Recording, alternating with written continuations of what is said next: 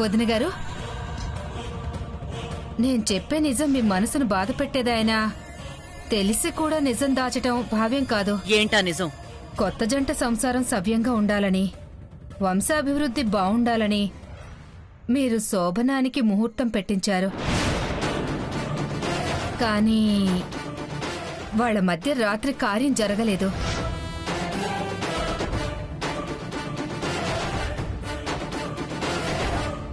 ఆ సంగతి నీకెలా తెలుసు? నాకేంటో వదిన గారు, ఆ గదిని చూసిన ఎవరికైనా ఇట్టే తెలిసిపోతుంది. రండి చూద్దురు గాని.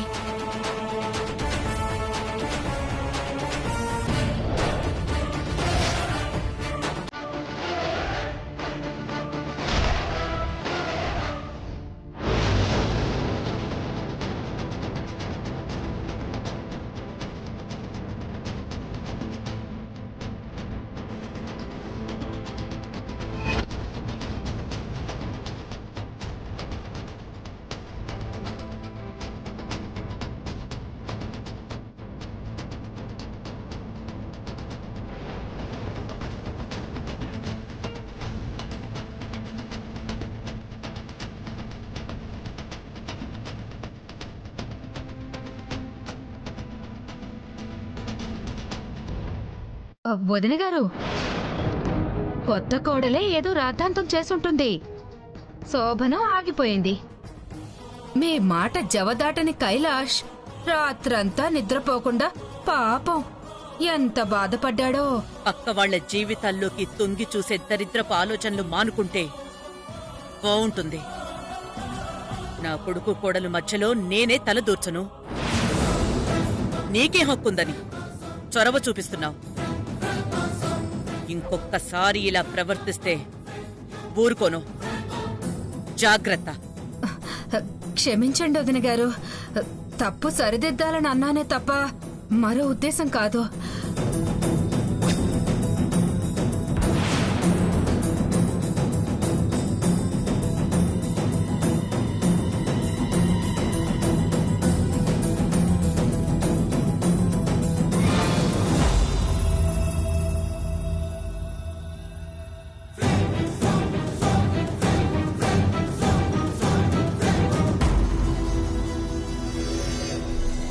పూజ పూర్తయినట్టేనా? పూర్తయింది అత్తయ్య గారు.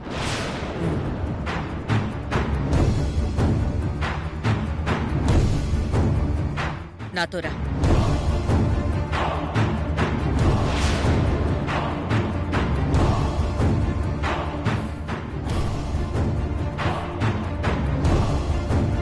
దుప్పటెవరు కప్పారు? రాధిక గారు కప్పారేమో.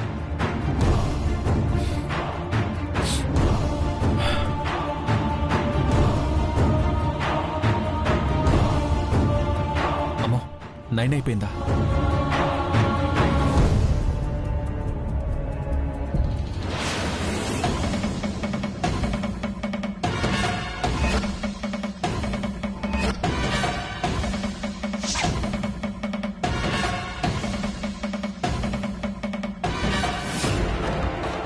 ఇంటి కోడలి బాధ్యతలంటే పొద్దున్నే ముగ్గులు పెట్టి దేవుడికి పూజ చేసి కావలసినవన్నీ వండి పెట్టడం మాత్రమే కాదు.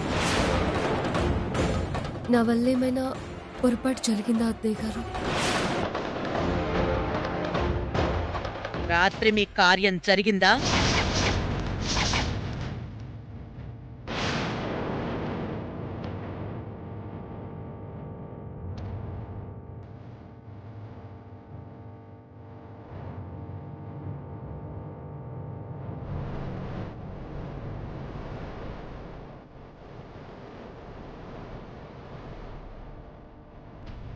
ఇంకెప్పుడు నా ముందిలా తల దించుకునే పరిస్థితి తెచ్చుకోకు.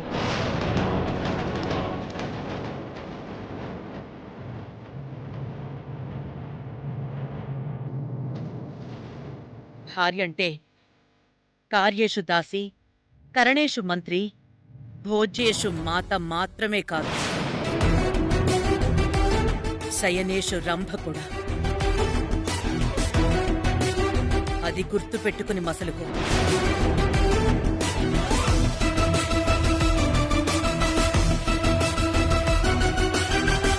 కుటుంబ గౌరవానికే కాదు, వంశాభివృద్ధి విషయంలో నిర్లక్ష్యం చేస్తే నేనస్సలు సహించను. క్షమించండి అత్తయ్య గారు. ఇంకెప్పుడు మీకు కోపం కలిగే పని చేయను. కైలాష్ చిన్నప్పటి నుంచి ఆడపిల్లల విషయంలో కొంచెం దూరంగా ఉండే మనస్తత్వం. మాట కలపడానికి అర నిమిషం ఆలోచిస్తాడు. నువ్వే చొరవ చూపించాలి. కార్యం అయ్యేలా చూడు. అర్థమైందా?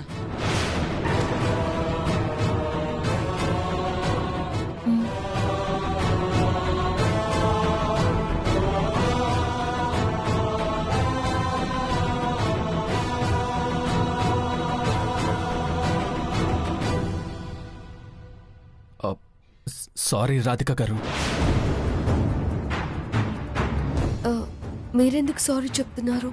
కొన్నాళ్ళు మన ఫస్ట్ నైట్ వాయిదా వేద్దామని నేనే ఆపాను.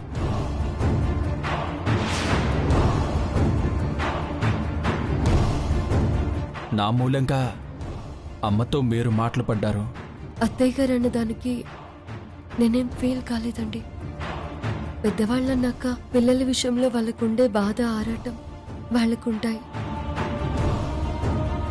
వాళ్ళ అభిప్రాయాలని నేను ఎప్పుడు గౌరవిస్తాను. ఇంకొకసారి మీకు మాట రాకుండా మనిద్దరం జాగ్రత్త పడదాం, సరేనా? మీరు ఫ్రెష్ అవ్వండి, నేను కాఫీ తెస్తాను. సరే. చూసావమ్మా, కాగల కార్యం గంధర్వులే తీర్చినట్టు రాత్రివేళ కార్యం జరగలేదు. ఇప్పట్లో జరిగేలా కూడా లేదు. ఆ శోభనం జరక్కముందే రాధికని అత్తయ్య ద్వారా ఇంటి నుంచి గెంటేయించగలిగితే బావ నాకు భర్తయ్యే మార్గం సులువవుతుంది కదా. మీ అత్తయ్య కోడలి మీద చాలా నమ్మకం పెట్టుకుంది. ముందు ఆ నమ్మకాన్ని దెబ్బకొట్టే అవకాశం మనకు చిక్కాలి. అందుకు తగ్గ ఆధారం సంపాదించడానికి రాధిక మీద మనం నిరంతరం ఒక కన్నేసుంచాలి. ఒక్క కన్నేం కర్మ, నీవి నావి నాన్నవి కలిపి 6 కళ్ళేసుంచుదాం.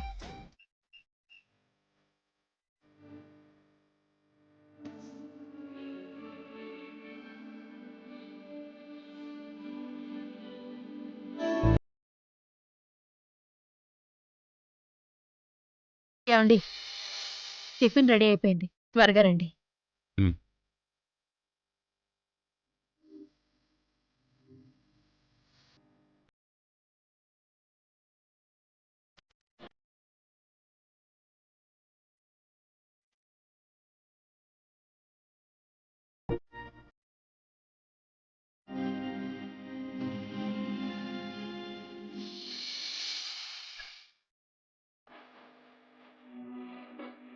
కళ్ళల్లో నీళ్ళేంటండి?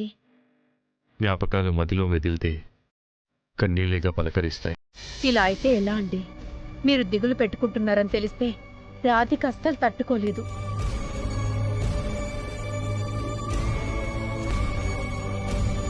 ప్రియా ఉంటేనైనా మీరు స్థిమిత పడతారని దాన్ని రమ్మంటే 4 రోజుల దాకా రాధిక నొదిలి వచ్చేదే లేదని తేల్చేసింది. ఉండనివ్వులే సుజాత, కలిసి పెరిగిన బంధం కదా. అక్కడ రాధిక అలవాటు పడే వరకు తనకి తోడుగా ఉన్నట్టుంటుంది. కాకపోతే నలుగురితో సందడిగా ఉండే ఇల్లు పిల్లలు లేకపోయేసరికి పోసిపోయినట్టుగా ఉంది. ధైర్యంగా ఉండాలని చెప్తూనే ఇలా బెంగ పెట్టుకుంటున్నారేమిటండి? ముందు టిఫిన్ తినండి, బ్యాంక్ టైం అవుతోంది. పెళ్ళైన ఆడపిల్ల అత్తారింట్లోనే ఉండాలన్న ఆచారం ఎవరు పెట్టారో కానీ నెలలో 15 రోజులు అల్లుడితో పాటు కలిసి కూతురు పుట్టింట్లో కూడా ఉండాలని నియమం పెట్టుంటే బాగుండేది. నాలాంటి తండ్రులందరికీ కాస్త ఊరటగా ఉండేది. సరే, మీరు తినండి.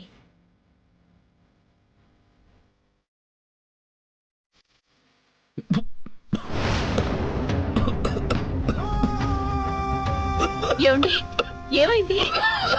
అయ్యో, కొంచెం మంచినీళ్ళు తాగండి. మెల్లిగా మెల్లిగా. అయ్యో అయ్యో, ఉండండి, మాటలు తీసుకొస్తాను.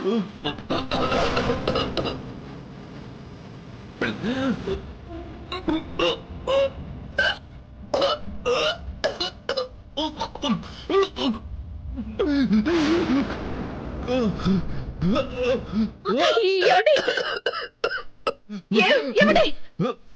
బ్లడ్ ఏంటి? నోట్లో వచ్చి బ్లడ్ వస్తుందండి. హాస్పిటల్కి వెళ్దాం పదండి. అయ్యో ఏమండి? ఏమిటండి? అయ్యో ఏమండి? అయ్యో ఏమైందండి? ఏమండి? టాబ్లెట్ తీసుకుని వస్తారు. ఒక్క నిమిషం ఓపిక పట్టండి.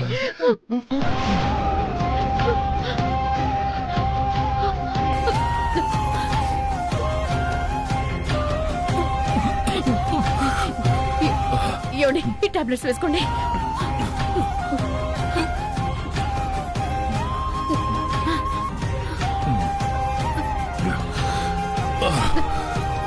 ఏమండి? మీకేం కాలేదు కదా?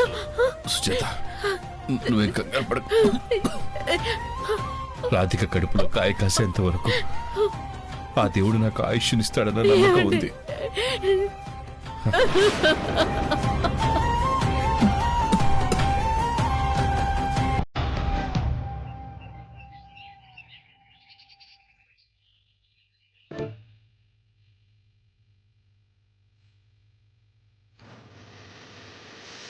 కైలాష్ గారు లేరేంటి?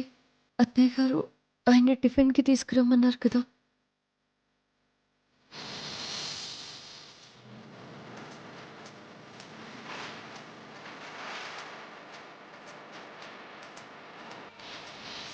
స్నానం చేస్తున్నట్టున్నారు.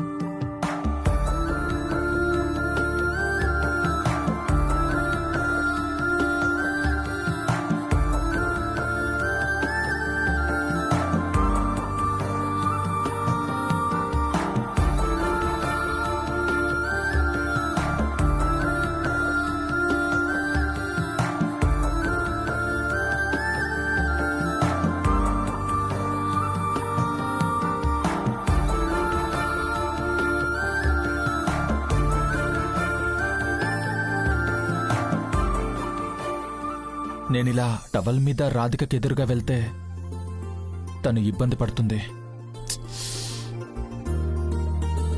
తను బయటికి వెళ్ళాక నేను వెళ్ళి రెడీ అయితే బెటర్. ఆయనకి ఏ కలర్ ఇష్టమో తెలియదు కాబట్టి ఇది తీసుకువెళ్తే బాగుంటుంది.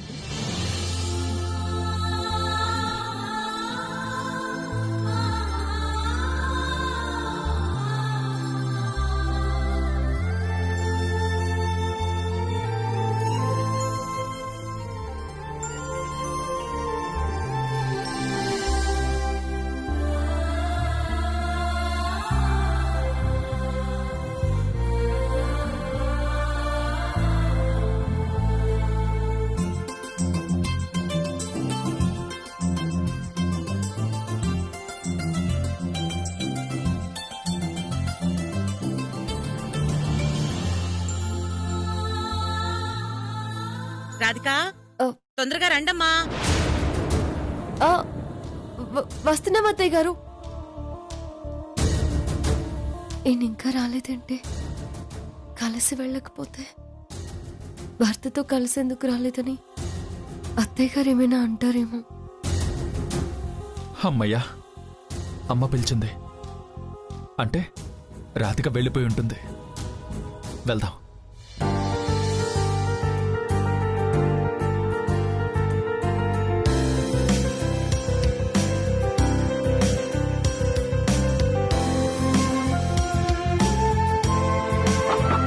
కైలాష్ గారు,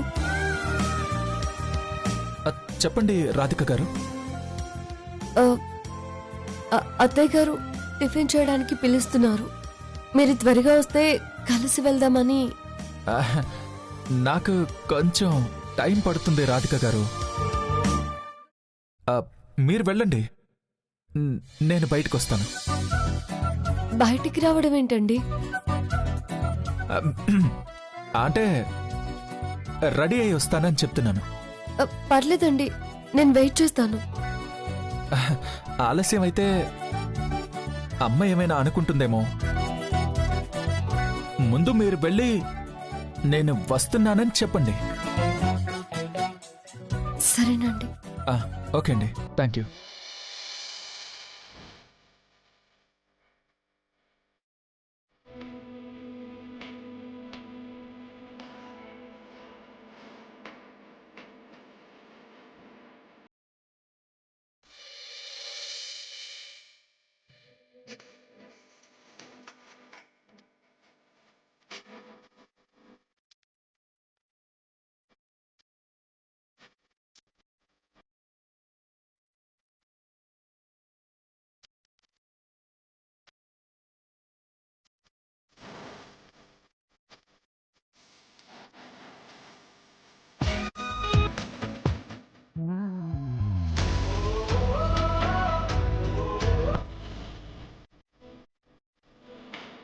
రాధిక నా గురించి పట్టించుకోవడం మొదలుపెట్టింది.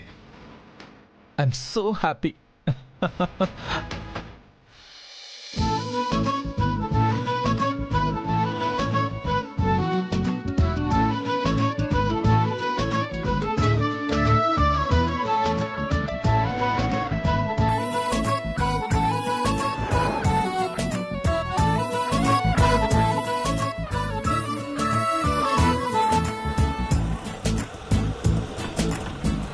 దూరంగా ఉంటే బాలేదు.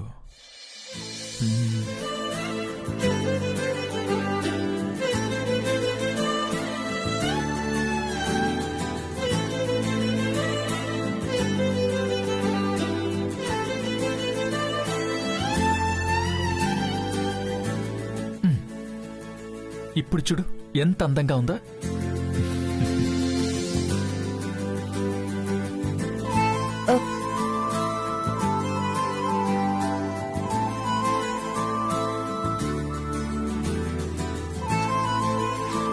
మీరింకా టిఫిన్కి రాలేదని అత్తయ్య గారు నన్ను పంపించారు. ఇప్పుడే రెడీ అయ్యాను. పదండి వెళ్దాం.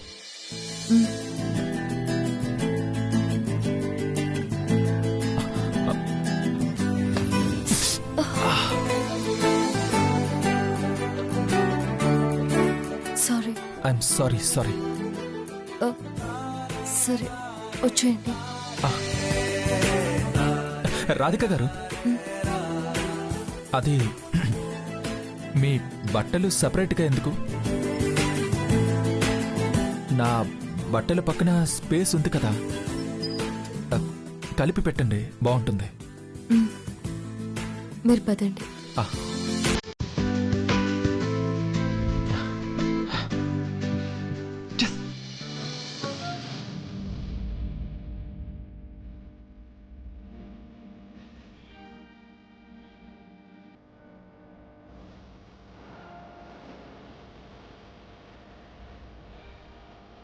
గుడ్ మార్నింగ్ అమ్మా. గుడ్ మార్నింగ్ నాన్న, కూర్చో. Good morning. Good morning.